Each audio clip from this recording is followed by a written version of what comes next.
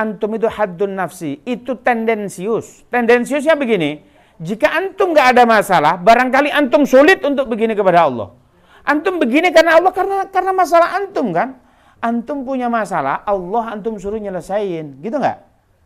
Oh, mantuk-mantuk kafe gitu berarti. Nah, maknanya bukan itu. Jadi yang diminta ini kalau antum itu Allah memberi kesempatan antum, ayo begini.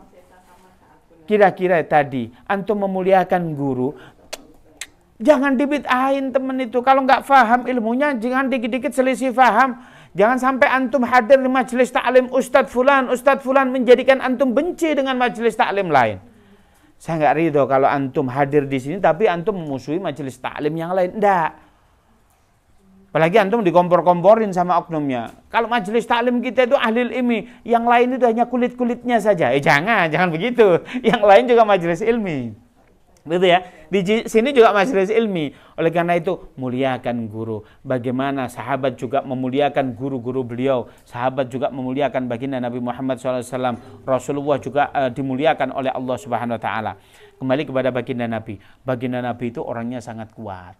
Dan baginda Nabi itu diterangkan di dalam kitab Asy-Syama'il Muhammadiyah. Pernah kita baca. Sudah lama, kapan-kapan kita baca lagi, lama kita nggak baca.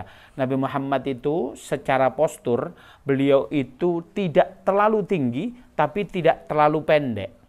Bahasanya begitu. Apa? Bahasanya kita proporsional. Ono orang tinggi, nggak enak didelok kayak weteng begitu ya. Nah, tapi Nabi itu sependek-pendek Rasulullah dibandingkan yang tinggi, Nabi itu siapa saja yang melihat, nggak begini tapi begini. Aneh ya, nggak tinggi dilihat. Kalau di komunitas Rasulullah itu duduk paling tinggi, paling kelihatan. Beliau dari segi postur nggak gemuk-gemuk amat, tapi yang nggak kurus-kurus amat. Tapi kalau ada orang dilihat Rasulullah yang paling mencolok, itu Rasulullah. Rasulullah itu kafnya, ini apa ini? Kaf ini yang putih-putih ini apa ini? Dalamaan jadi orang Jawa. Ini enggak tipis. Kita itu tipis kadang. Kita setipis apa? Kalau kita mandi nih di sumber dingin, itu kan mengkerut ya. Rasulullah enggak. Tebel tapi gak ngapal. You know the meaning of ngapal? Sing kendel gak api. Itu Rasulullah. Kalau kita jalan biasanya menyeret kakinya, tapi Rasulullah gagah, enggak nyeret, mengangkat. Rasulullah itu kalau kita ini ada nggak yang dari tadi pagi nggak mandi? Jujur aja Pak. Ada nggak yang nggak mandi? Kalau Anda, kenapa Anda mandi? Waduh Ustaz, nggak mandi kasihan yang teman-teman ini. Kenapa? Bau dong, kan begitu. Ini Rasulullah itu kalau berkeringat, keringatnya Rasulullah harum luar biasa. Masya Allah, luar biasa ya Rasulullah. Rasulullah itu keindahannya luar biasa. Kalau Rasulullah jalan ke sana, pandangan antum kemana? Ke depan. Tapi kalau ada yang ngikuti Rasulullah di belakang, pandangan Rasulullah itu ke empat sana. Tahu Rasulullah walaupun mata beliau ke sana. Wah, Rasulullah biasa indahnya Rasulullah. Rasulullah itu hijrahnya tahun umur berapa kira-kira? Ada yang tahu nggak teman-teman? Rasulullah itu hijrahnya, kalau kita lihat umur beliau itu 63 tahun. 63 tahun itu dikurang, ya wafat beliau itu pada tahun 11 Hijrah. Berarti 63 dikurangi 11 Hijrah. 52. Jadi kan umur berapa Pak? 56. Sudah merasa tua atau masih muda? Ngerasanya? STW. Setengah tua. Ini antum bayangkan. Rasulullah itu, beliau itu nggak ngomong saya muda, nggak ngomong saya tua, tapi fisiknya antum semua kalah yang ada di sini. Kok bisa Rasulullah begitu? Kalau begitu Rasulullah hijrahnya umur 52, Rasulullah itu naik gunung masih bisa. 52 naik gunung. Ada yang di sini 52, dulu muda saya kuat Ustaz, sekarang enggak kuat. Antum masih muda ini, 52 itu, santai aja. Rasulullah baru start mulai. Rasulullah hijrah itu dari Mekah ke Madinah, itu bukan jalan yang antum biasa lalui kalau umroh itu, enggak. Ini jalan yang tidak mungkin diakses oleh manusia. Kalau off-road ada mobilnya, Pak. Ini jalan kaki Rasulullah. Dan nggak pakai penerangan. Kalau pakai penerangan kan, ya kafir Quraisy pada tahu bagaimana menghilangkan jejak dan lain sebagainya. Itu Rasulullah. Nggak mungkin dong nyampe Madinah umur 52 itu langsung perang. Enggak. Ya mengkondisikan dulu. Baru kalau kita lihat di sejarah Islam itu, Rasulullah perang dengan orang kafir, melebarkan sayap. Maknanya Rasulullah kok bisa perang? Iya, syiddaulal kufar, tegas terhadap orang kafir, tapi lunak lembut terhadap para sahabatnya. Itu Rasulullah. Nah, nyampe di sana 53 baru beliau perang. Beliau itu 53 tahun itu, selama hidup beliau itu memimpin perang 29 kali. Pemimpin perang itu kualitasnya ya nomor wahid daripada prajurit. Beliau jadi prajurit, wah nggak kehitung, Mbak. Ini Rasulullah itu kerennya sekali. Beliau itu kapasitasnya pemimpin, tapi menjalankan peran seorang apa? Prajurit, beliau mau. Beliau itu pemimpin tapi mau jadi makmum. Antum diangkat menjadi pemimpin. Wah, nggak bisa dong, saya pemimpin, antum yang jalankan ini. Ente gimana sih, ini nggak beres. Bukan Rasulullah, bro. Rasulullah hebatnya luar biasa. Rasulullah itu jadi prajurit siap. Saya ini pernah ke Turki, ke Topkapi. Itu ada pedangnya para sahabat dan yang lainnya. Ada pedangnya Rasulullah. Kalau melihat, antum pasti meneteskan air mata. Kenapa? Kalau di benak hati saya ini, hati saya nggak tahu hati antum. Itu indahnya luar biasa. Ada apa ini? Apa blue sapphire, entah apa batu-batu yang mulia itu ya. Batu-batu yang mahal begitu. Ini kan batu murah ini. Itu di sana batu mahal. Ini menunjukkan Rasulullah kalau untuk urusan agama beliau all out. Beliau untuk urusan dakwah, duit loyal. Buat urusan ini, kalau saya punya dakwah ya sudah, punya armada, nggak boleh. Nanti kalau saya diundang ke Bromo apa ya harus kuat. Jangan sampai, Ustadz di mana ini? Ngapunten ini, mobil lagi mogok nih. Enggak. Rasulullah all out ini untuk urusan agama. Enggak, Rasulullah all out untuk urusan agama ini. Itu ngelihat Rasulullah all out. Yang kedua, pedangnya paling keren di antara pedang para sahabat. Ini kalau antum nih umur, jangan yang umur 56 deh. Nah, yang mana ini? Ini Mas ini. Antum ini umur berapa antum? Umur berapa antum? 37. Kalau untuk lucunya kalau pedang Rasul, waduh kok abot mana begitu. Itu kita. Makanya Rasulullah itu fisiknya luar biasa. Bahkan di sebuah riwayat Rasulullah itu istrinya itu 12. Tapi istri yang hidup bersama dengan Rasulullah itu 9. Karena ada yang meninggal, itu 9. Rasulullah itu pernah memuaskan, mohon maaf sekali bahasanya, memuaskan seluruh istrinya. Semua istrinya. Bahkan Rasulullah tatkala memuaskan seluruh istrinya, tapi beliau itu tidak meninggalkan sholat tahajudnya. Luar biasa ini. Antum memuaskan satu istri turu sampai subuh, ini gak garu-garuan. Ini beda ini. Kualitas fisiknya Rasulullah luar biasa hebatnya. Dan Rasulullah interaksi itu dengan para sahabat itu luar biasa loyalnya. Sahabat juga ke Rasulullah berlomba-lomba untuk memberi terbaik kepada Rasulullah. Ada sahabat itu sukanya membagi sesuatu kepada Rasulullah. Sampai suatu ketika ada di sini dua sahabat, ada sahabat datang, ya Rasulullah, aku memiliki anggur. Diberi anggur. Kemudian apa? Rasulullah itu ngambil, dimakan. Adabnya seorang murid kepada guru, kalau gurunya lagi ngambil, nggak ikut ngerebut. Itu adabnya sahabatnya Rasulullah, diambil. Sahabat mau ngambil, diambil lagi.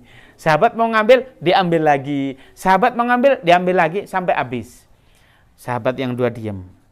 Kemudian tatkala yang memberi, sahabat yang lain itu pulang, yang memberi tadi, beliau menegur Rasulullah. Bukan menegur, bertanya kepada, ya Rasulullah, ini tumben banget.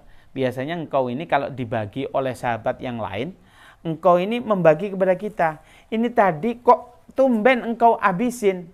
Ini menunjukkan seorang guru juga boleh dikritik, tapi punya adab dalam mengkritik. Apa jawaban Rasulullah? Iya.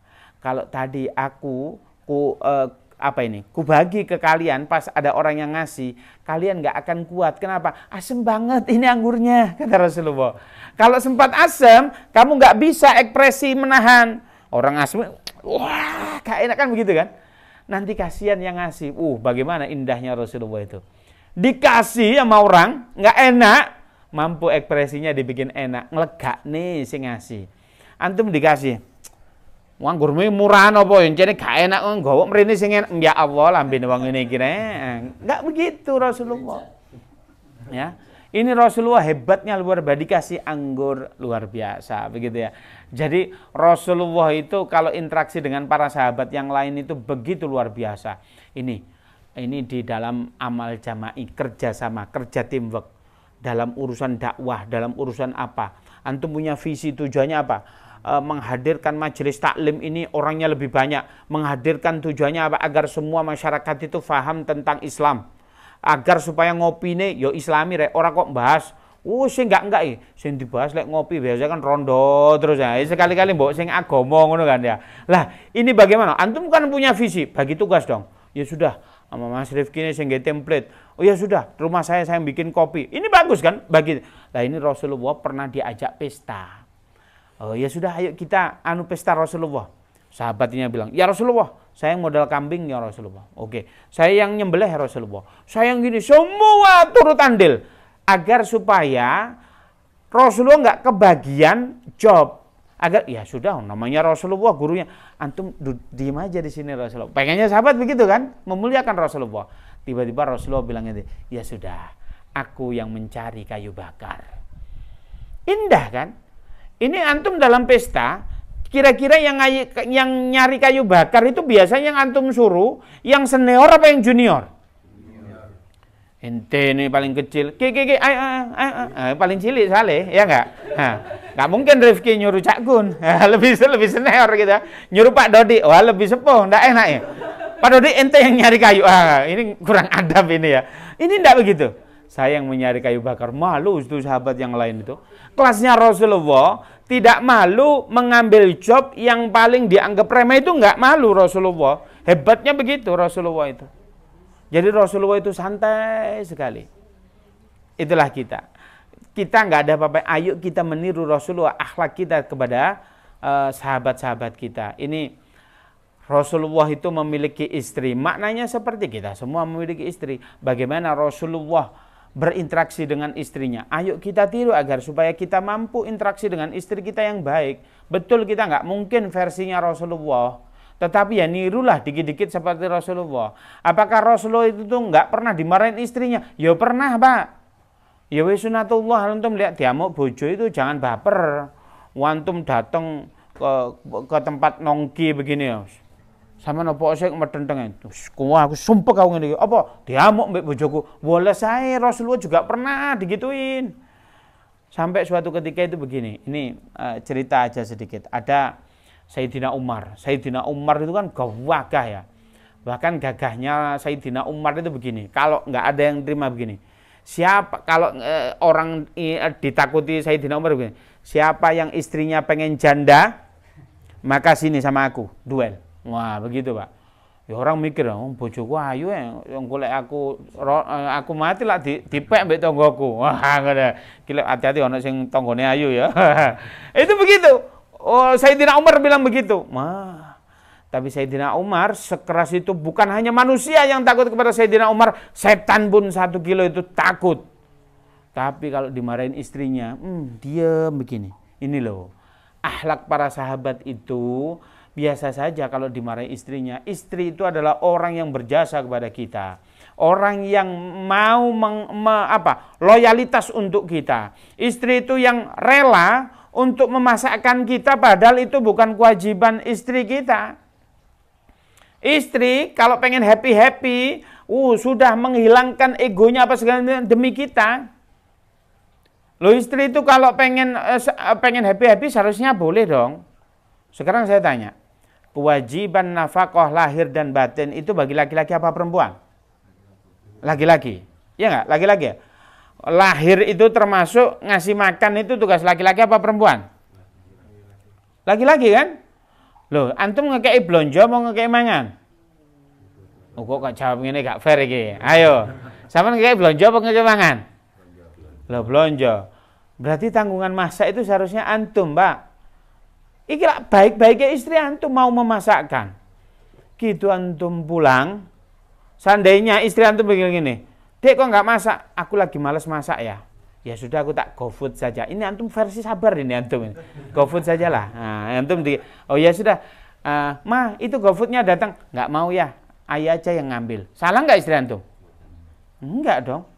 Udah di atas piring.